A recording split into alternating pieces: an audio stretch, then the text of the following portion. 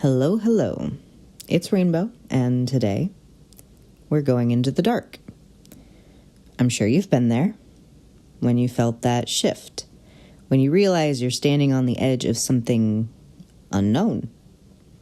You might be scared to step forward, but you can't go back. The dark is uncomfortable. It's heavy. It's full of everything we don't want to look at, everything we've buried. And it's where healing begins. That's what we're talking about today.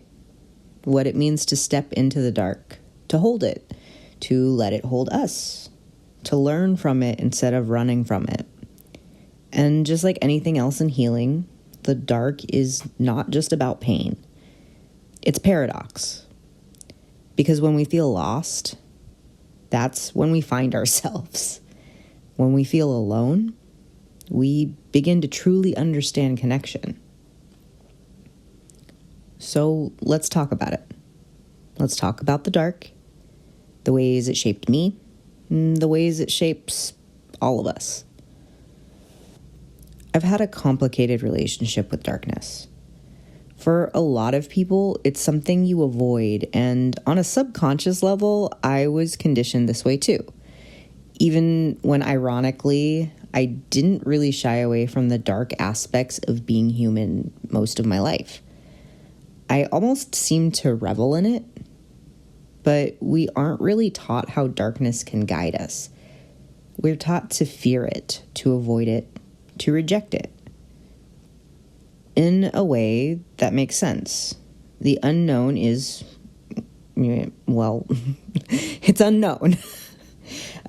Human brains and nervous systems aren't big fans of that. And as a human, I can understand that. My earliest experiences with the dark weren't exactly safe. I was adopted from birth, and from the outside, my family looked fine, I guess, for the most part. I came from a family of 7. I have 4 brothers, and some people even seem to envy having a big family. They'd tell me how wonderful it must be, but, people have their own perceptions of what a family like mine must be like. In one of my classes when I was in high school, my family issues ended up with the word family being embraced as the F word. My family was deeply dysfunctional, and I consistently felt disconnected. I felt like I had to be something other than myself in order to be loved. I was usually the good one, the golden child. I was generally well behaved. I was the one who didn't cause problems. That's where you get perfectionism. And at the same time, I was a black sheep. I never belonged. I was unseen by my parents. I was ostracized by my siblings. And I felt things too deeply and saw things that nobody else wanted to talk about. I learned early on that connection didn't always mean being seen. Sometimes it meant playing a role. Sometimes it meant keeping parts of myself hidden. I felt like I had to stay in the dark to survive. And that kind of disconnection, it does not stay in your mind. It lives in your body. I was diagnosed with Ehlers-Danlos syndrome in 2018. For reference, I graduated high school in 2008. But my body had been hurting for a long time before that. I've dealt with chronic pain since I was a teenager.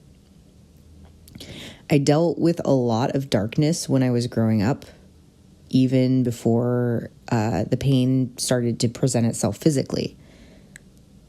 I thought at one point physical pain might actually be easier to deal with than the emotional pain that I felt when I was younger.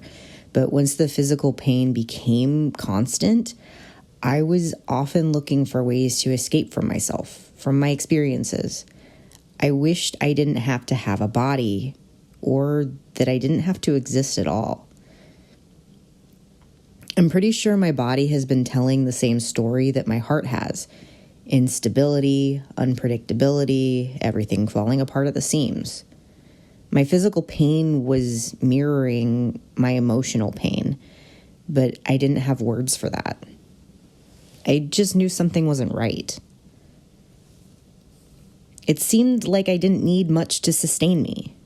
I felt like I'd done a lot with neglect. But what would happen if I got what I needed to truly thrive and not just survive? If I was nourished enough to flourish, who could I become? What could I do? And what if everyone else was given what they needed to thrive too? The thing about living in the dark is that eventually you forget that there's anything else, or maybe you never knew that there was. You have to adapt. You normalize it. You don't question it. It just becomes the way things are. Until something happens and you are forced to see it differently. A few years ago, I hit a turning point that made all of this painfully clear. It wasn't the first time I realized that things needed to change, but it cracked me open in a way that nothing else had. It was a relationship, one of many that followed a similar painful pattern. If you know, you know.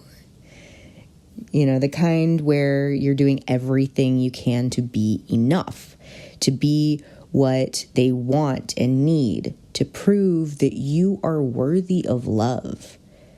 The kind where you lose yourself and don't even realize it, or you wonder if you ever even knew who you were to begin with. I wanted so badly for it to work. I thought if I wanted it enough, it would just work somehow, that I could do whatever it took to make it work. But it wasn't working. Not just the relationship, but me. The way I moved through the world, the way I was being in connection, the way I ignored my own needs, the way I believed that love meant sacrifice, that love meant enduring, that love meant pain. I couldn't run from myself anymore. I had to sit with all of this.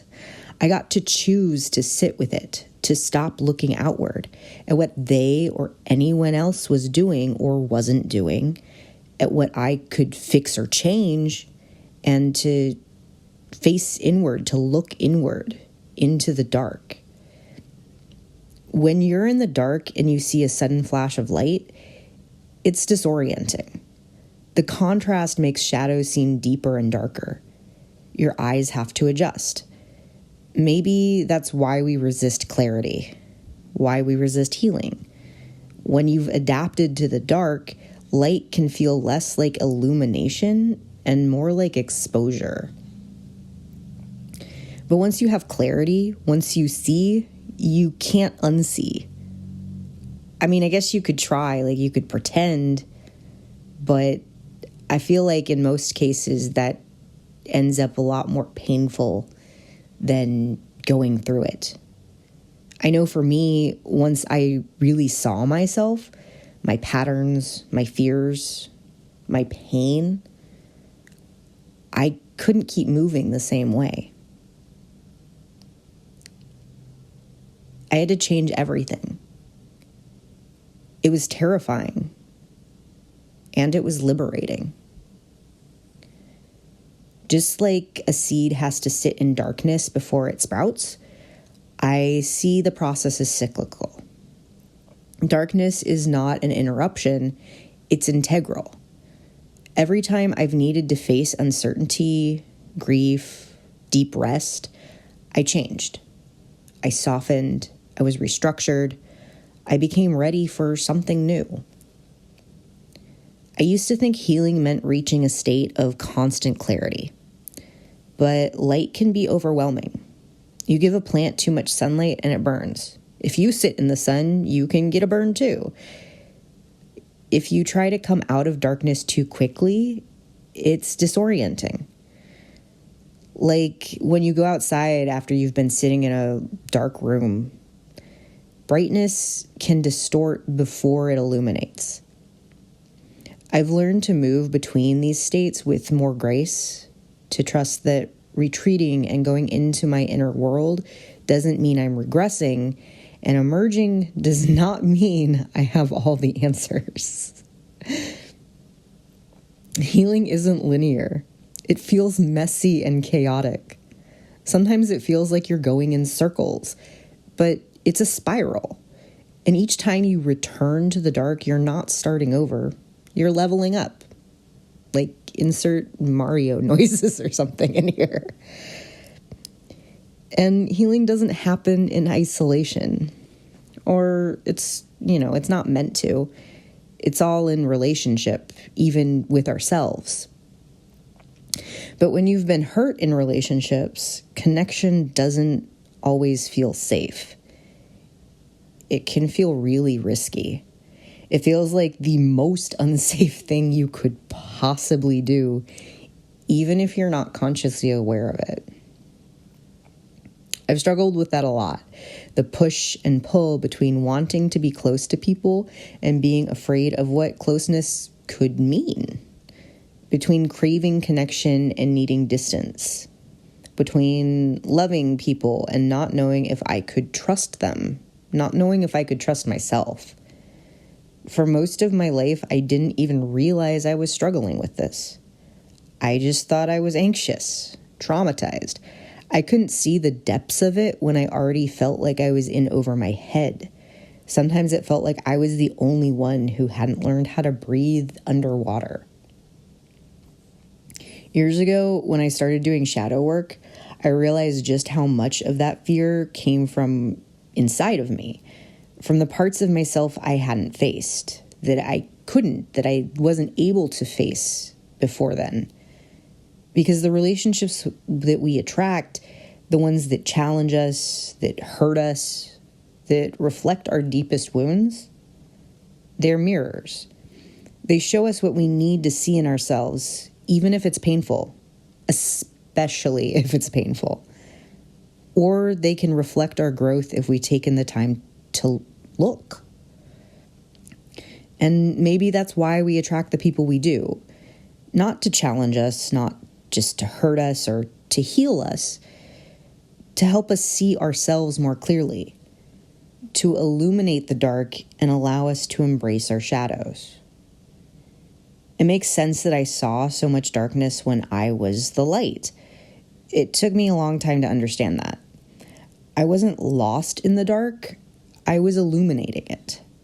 The shadows I saw weren't signs that I was broken. They were invitations to integrate so that I could bring the unseen into my awareness. For a long time, I unknowingly feared darkness. Not just the absence of light, but the unknown inside myself. I thought it might swallow me whole. It meant loss, isolation, shame. It felt like a void I had to escape. But the dark doesn't consume us, and it's not emptiness. It's like fertile soil. Seeds soften and take root. Growth begins before we see it. Periods of loss and withdrawal aren't failures. They're phases in the cycle of growth. Shame, though, shame told me otherwise. It told me retreating and reflecting meant something was wrong with me, that my pain and stillness proved that I was unworthy and undeserving, that I was unlovable. I hid my most vulnerable parts, believing that being fully seen would lead to rejection. I feared abandonment so much that I abandoned myself. I tried to control how others saw me and I curated the things that I shared. I was managing my emotions and trying to manage other people's emotions too, because I didn't want to be seen as too much. But control is fragile. We try to control things in an attempt to mitigate our pain. And as I tried to hold everything together, I became more fragmented. At some point, I realized that shame was actually trying to protect me, as counterintuitive and dysfunctional as it seemed. I've always been sensitive, and like anyone who is sensitive, I was often getting messages, if not being told outright, that I was too sensitive, that I was too much, or conversely, too little. Eventually, I leaned into sensitivity and I embraced it. Sensitivity is not weakness. It's listening. It's awareness. It allows for emotional attunement and for us to recognize that fear isn't something to suppress. It's wisdom. Fear is often protective. So is shame. It urges us to pay attention, to tread carefully. I've been learning to distinguish between fear that is a warning and fear that is restricting. Hiding parts of myself does not make them disappear. We are most controlled by what we refuse to see, what we can't see, the stuff that's in the dark. Shame grows in silence, but by naming it and turning toward it, I reclaimed the rejected parts. I realized that they weren't my enemies. That's why the dark matters. Dark matter. Not because it's a place to stay, but because it's a place where we can see ourselves clearly, where we meet the parts of ourselves that need us to acknowledge them, the parts that are scared, the parts we've rejected and disconnected from, the parts that have been protecting us, even when that protection has looked like self-sabotage or shutting down or staying in cycles that cause us harm, that perpetuate our pain. The dark shows us what we need to heal. It's a process, not a destination, and we can befriend it. Through that, through facing ourselves, learning to hold our own shadows with compassion, maybe even giving them a little hug, we can start to build authentic connections. Connections that don't require self-abandonment. Ones where we can show up as whole people instead of fragments. We get to take our masks off and stop playing roles that never quite suited us anyway. Stillness is the way to knowing, and maybe that's why darkness has always held wisdom. It's not so much a void, but a space, a container where the light takes form. We spend so much of our lives trying to fight the dark, to resist pain, to force understanding. But what if we stop trying to fight it? What if instead we hold it? Give it a little hug. We're often taught that fear is something to, fear. Something to rid ourselves of, something bad or low vibrational, that it's an illusion or any number of things that encourage us to bypass it. But what if our fear loves us? What if it illuminates what we truly love? What if we could go farther by sitting with it and considering it than we ever could by dismissing or rejecting it? Learning to befriend my fear, learning to be in companionship with the darkness, with the unknown, with my shame, with my anger, with all of it. Learning to truly embrace it all instead of running from it, avoiding it, fighting it, pushing against it, that's when I really started healing. Healing isn't always beautiful. It's painful and it's messy. You lose a lot. You learn to let go of identities, relationships, versions of yourself that you needed to survive. You figure out how to honor them and be grateful for them, and also acknowledge that they might not be part of your journey anymore.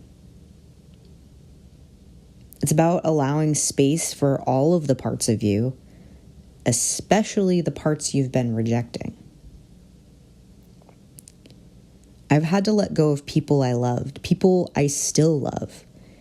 I've had to let go of beliefs that were keeping me small.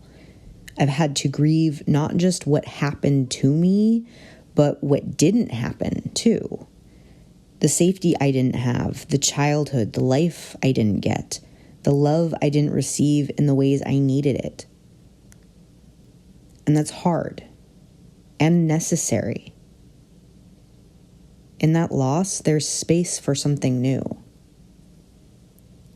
I used to think healing was about becoming someone new. I realize now it's about becoming more of who we've always been. We reclaim the parts of ourselves we abandoned and rejected so that we could feel accepted. If you're in this place right now, the space between what was and what will be, know that you're not alone. I'm in here too. The dark isn't something to escape. It's something to enter, to sit in, to move through, to learn from, to embrace. It needs a hug too. What would it be like to sit in the dark, to sit with fear, to sit with all the things you feel that you don't want to feel, and really listen to what they have to say?